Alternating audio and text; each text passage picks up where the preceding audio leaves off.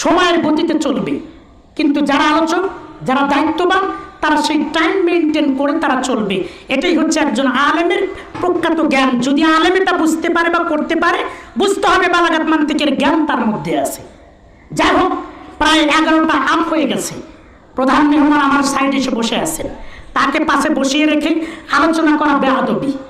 এজন্য আমি যতক্ষণে আপনাকে বসিয়ে এখানে আলোচনা করেছি, ক্ষমার দৃষ্টিতে দেখবেন ছাত্র মানুষ, এবং আমার জন্য দোয়া করবেন, খাস করে আপনারা এবং পাশে ওলামা ইকরাম বসে আছেন। আল্লাহ পাক রব্বুল আলামিন যেন সামান্য যতটুকু পারে, বাল্লিগু আন্নী ওয়ালাউ আয়া, আমার পক্ষ থেকে সামান্যতম যতটুকু পারো, যদি জানো সে ইলমটা পৌঁছিয়ে দাও।